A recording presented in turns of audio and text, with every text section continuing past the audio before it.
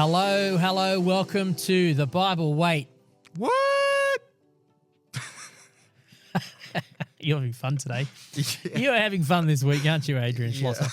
Hey, I'm back with Adrian again, and we're doing Romans chapter 11. I said at the end of yesterday's episode, Romans chapter 12, and he had to correct me.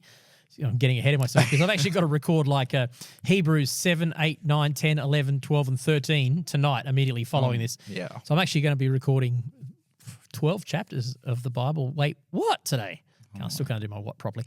So we are in the third of those 12, Romans chapter 11. So I was just getting ahead of myself. Today we are continuing the theme in Romans 9, 10, 11, are one common thought, largely to do with God's heart for Israel. Absolutely. So if you haven't listened to 9 and 10, that would help before you come here, which is the last couple of days. So kick us off, chapter 11. Where are we going with chapter 11 today? Going to begin at the beginning, or have you got some notes you want to? The beginning is always good to start off with. Let's start with the beginning. Yeah, Romans absolutely. 11. Romans 11. The remnant of Israel. I asked them, did God reject his people? By no means.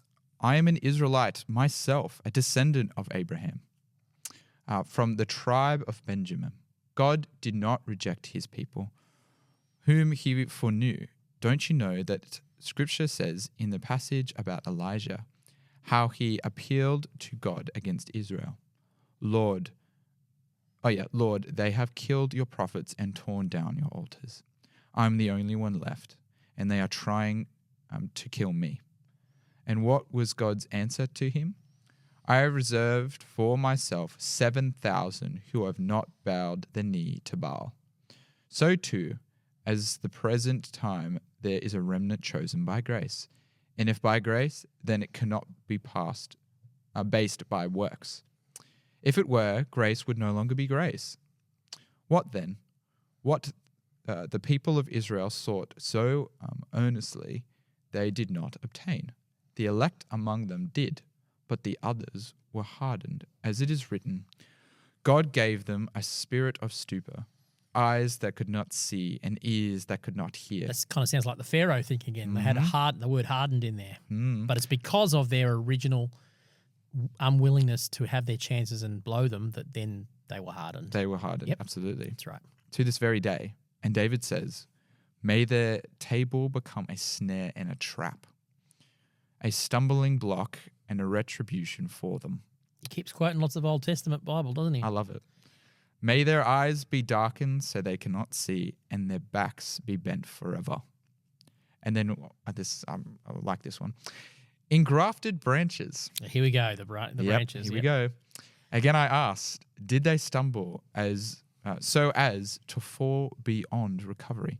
Not at all. Rather, because of their transgression, salvation has come to the Gentiles to make Israel envious. But if their transgression means riches for the world, and their loss means riches for the Gentiles, how much greater riches will their full inclusion bring? I am talking to you, Gentiles, inasmuch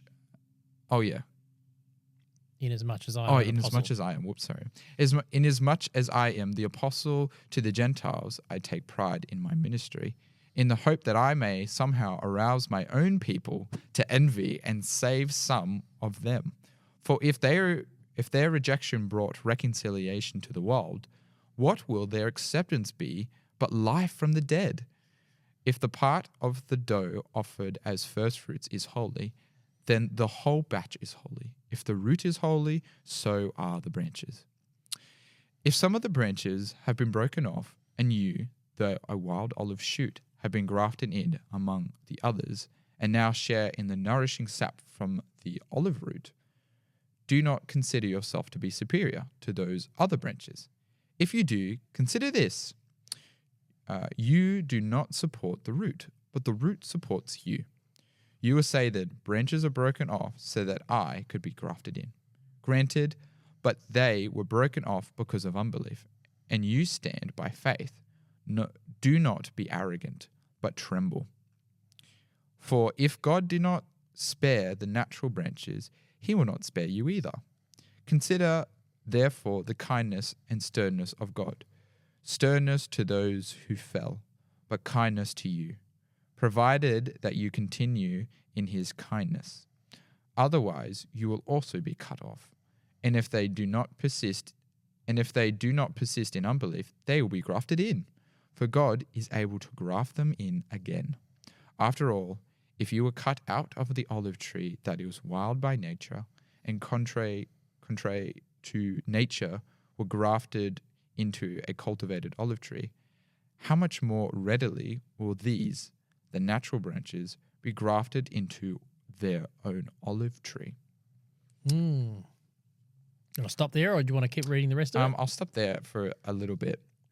Is it sort of, because from here now, it's sort of like pointing back to the Gentiles saying, hey, yes, you have now been grafted in. Yeah. But don't make no mistake, you can be grafted out Isn't again. that true? You see how he's now, it looks like for the first last 2.5 chapters, he's been picking on Israel. Yeah.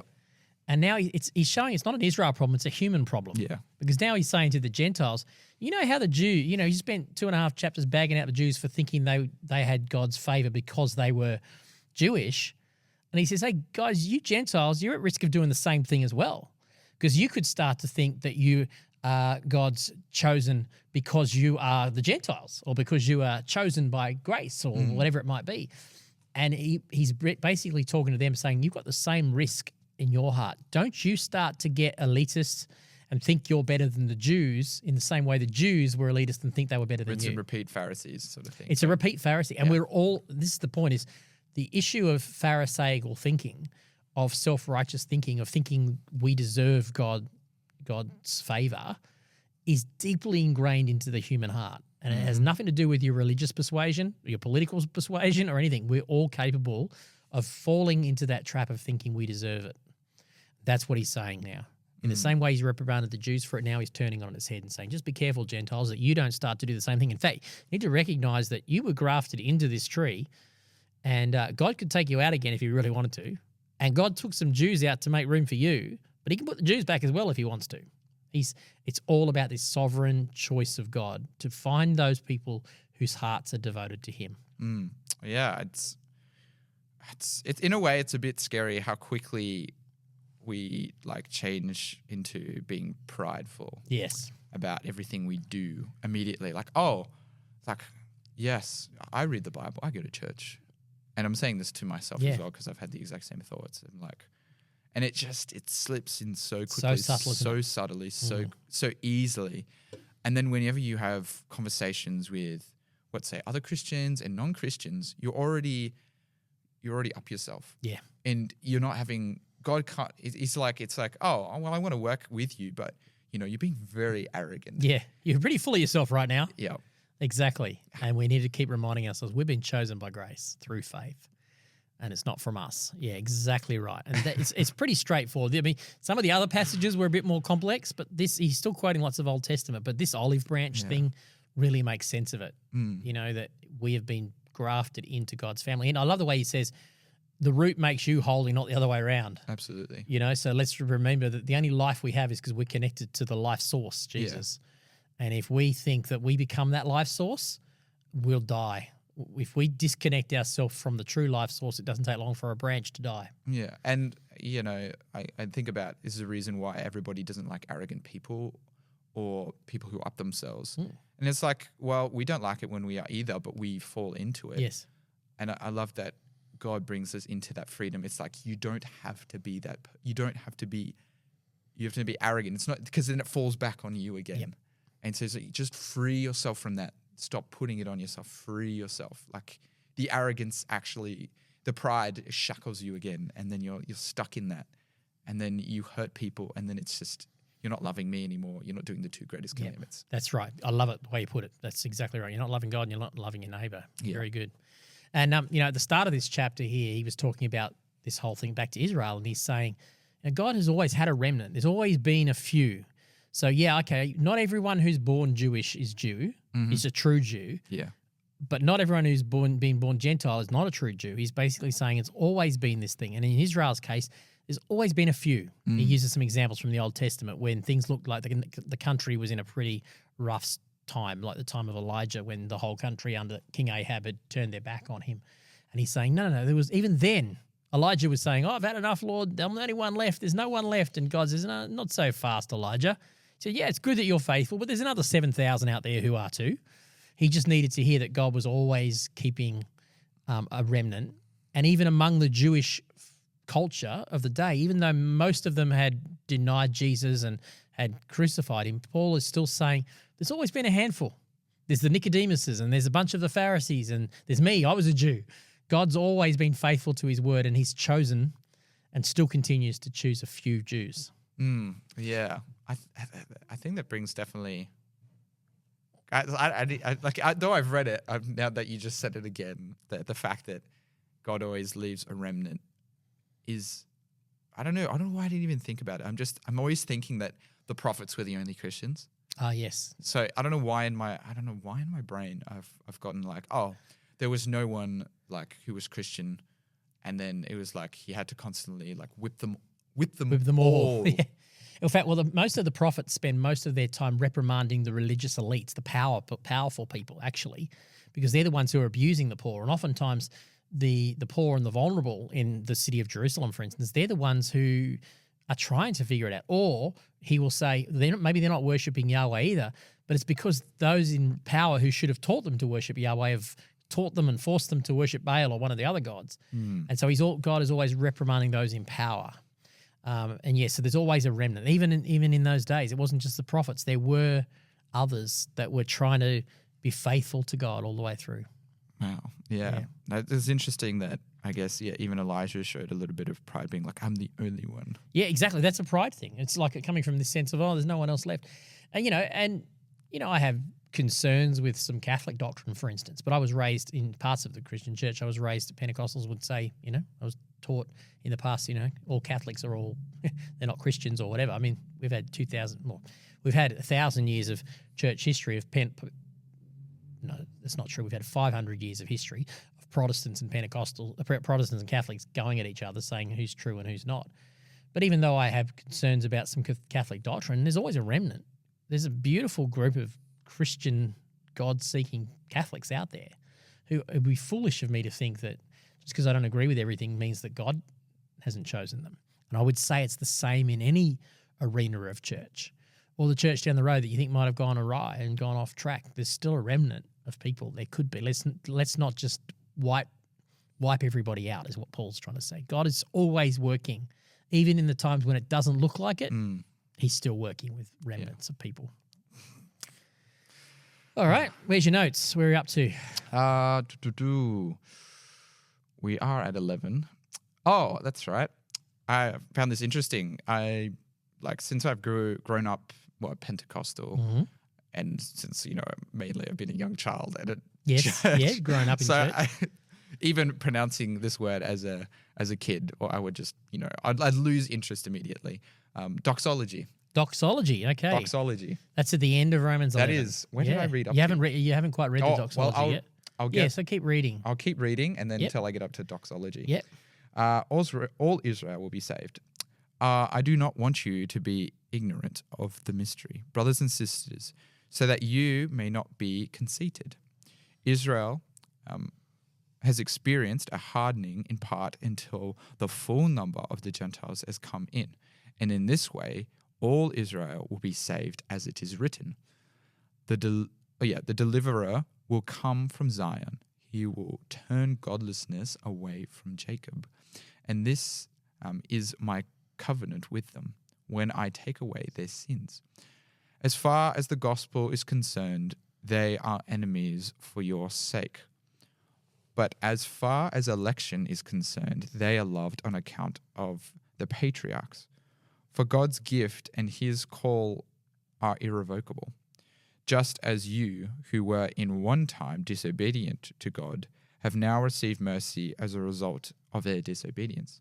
So they too have now become disobedient in order that they too may now receive mercy as a result of God's mercy to you. For God has bound everyone over to disobedience so that he may have mercy on them all. doxology. Oh, the depth of the riches of the wisdom and knowledge of God. How unsearchable is his judgments, and his paths beyond tracing out. Who has known the mind of the Lord, or who has been his counselor? Who has ever given to God, that God should repay them? For from him and through him and for him are all things. To him be the glory forever. Amen.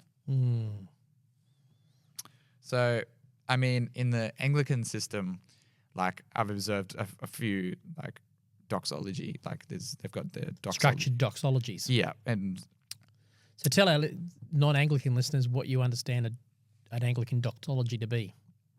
Well, what you profess to believe. That's what I don't know. That's what I think. I don't know. I'm not exactly sure. I think a doxology is like a spontaneous, structured praise or something like that. Yeah. Is that kind of what it is? When I say spontaneous, it's spontaneous in the sense that it's kind of exuberant, but it actually is it's a written thing that you read out of the prayer book or whatever. Absolutely. Like that's exactly essentially what it seems to be. Like it's just structured praise. Structured praise, but yes. it's like structured praise. Like structured, when you say structured praise, meaning like unauthentic praise. But it's not unauthentic. No. It's not inauthentic. That's the problem. That's what, as a Pentecostal, I was taught, you can't have any structure. If you have any structure, it's not authentic. But if the structure is a tool that you use but still reflects, that it still gives you space to reflect something fresh in your heart, it's actually a tool that's very useful. It's only when I think that the power is in saying the thing. If I just say the thing enough times, I'll get power. If I just read this prayer, somehow it's going to imbibe and change me. That's where it's empty that's where it becomes dead religion. But if it's a tool that I can read, because let's face it, that's what we just read. You read a doxology. You read Paul saying, how great and wonderful are the riches of God. It's like he's written all this stuff. He spent 3 chapters writing all this stuff about the Jews. If you've had trouble following along, don't feel too bad, because it's like the Apostle Paul gets to the end and goes, this is so weird. I'm even confused. How wonderful this is. He goes, I don't even understand this. Everything I've just said is beyond the wisdom and knowledge of God. How impossible it is to understand his decisions and his ways. So it's like he's rounding the whole thing out with this spontaneous praise at the amazing grace of God. Even though he spent 3 chapters teaching us about it, he's still going, it's even beyond me. And to me, that's a beautiful structured praise. And I could take that and it would illuminate my heart. It doesn't have to be dead religion to me. True. Like when reading, because like a few times I'm like, I'll read through it because that's what we're proclaiming to God. But then a few times when actually reading through it, I'm thinking about, well, let me just hop onto every word that is said. Yes. Like the depth of the riches, and then meditate on that. Meditating on it. I was like, you got it. Yeah, it's a tool that I can latch on and be like, it's providing me with something to praise God with. And so a good example of that might be the Lord's Prayer. So, the Lord's deference Prayer. to say our Catholic brothers and sisters that often are taught, not exclusive, but often are taught that the power is in just saying the words. If you say the words enough, they'll do something inside you. Well, I think you could say the words. You could say this doxology 100 times, and if you don't open your heart to it, it's not doing something inside you. But if you use it as a structure, and like you say, go the depth of God's witness, how deep is God's love, and chew on that and meditate on that and then move on to the next bit, it could be very life-giving, not life-taking. Absolutely. Yeah, that's how we should use a doxology. So next time you open your Anglican hymn book, prayer book, I think they're in the prayer book, the doxologies. There was like a book. So yeah. Oh, there's a book of doxologies, is there? Yeah, I think, there is. Right. Yeah. I remember, can't remember if it was like a book of prayers or I think it was like a book of doxology. Okay. I just remember there was a bunch of songs, hymns, praises, like that sort of theme through the book. My understanding of it, and it's a long time since I was an Anglican as a young boy, but then I've been in Anglican churches more recently. And traditionally, the Anglicans, one of my listeners might come some way off base here, but my understanding is that there are 2 main books that you get at the pews or in the back of the church when you walk in. One is the hymn book, which probably doesn't get as much use as it used to because even most Anglican churches tend to modernise their songs now. And the other is the prayer book, the Anglican prayer book. And there's an Australian Anglican prayer book. I remember the hymn book was, in my day, the hymn book was reddish purple. and the prayer book was green. I don't know if that's still the case. I have no clue. But the prayer book is a series of structured prayers that you bring to every service. It's deeply rooted. It came from the Catholic Church originally, like way back. And each Sunday, each service has of the year has a particular group of prayers attached to it. So you'd open it up and there's structured prayers that you would read through in the service. And it depends on whether you're going to a fairly loose charismatic Anglican church or a very structured high Anglican church. If you go to a structured high Anglican church... Yeah, I'd say the church I'm currently going to is a charismatic Anglican. Yes, I would say so, because even the name of it, I mean, yes. So if you go to a structured high... Like if you were going to the Anglican church in St... Was it Christopher's or whatever the one is in the city, in the middle of Sydney? Be high Anglican probably. Although they do have prayer healing services and things there, but a high Anglican church is very rigid in the way they follow through on the prayer, and you literally just follow the prayer book through the service, and that is it. Which could have some beauty to it. It probably would be a bit too limiting for me, but if I was prepared to, and I have done this, I've been in an Anglican church in Perth one day, I had a day off, and I literally just went into a high Anglican church, put my earbuds in, listened to some beautiful hymnal music, like choir music, Anglican choir music, and I read the prayer book. And it was beautiful. There were things in that prayer book that I just had a couple of hours in the presence of God, and it was beautiful. So there's space to do that too. Absolutely. Yeah. And have this random doxology of going, well, how good is God? You know, this is what Paul's going. How good is God that he has chosen all of us the same? None of us have earned it. It's beyond us that he's just looking for hearts that are for him. How good is he? He's chosen you, whether you're a Jew or a Gentile, whether you're a Labor supporter or a Liberal supporter, whether you're what ethnicity you are, what socioeconomic background, none of that matters to God. He has chosen all of us, and we all get the same access to the Father through faith in Jesus. It's cool. It's awesome. It is very cool. All right, well, now we are going to go to chapter 12. Is there anything you need to do on chapter 11 before we finish? No, just to say that I really liked that chapter. And Oh, cool. Good. That's good. All right. Well, I'm going to like chapter 12. That's what we're going to do tomorrow. Awesome. Talk to you then. Thanks for listening to this episode of The Bible. Wait, what? Be sure to subscribe wherever you listen to your podcast so you don't miss a single episode. And you can also find us on all the socials. Just search The Bible. Wait, what?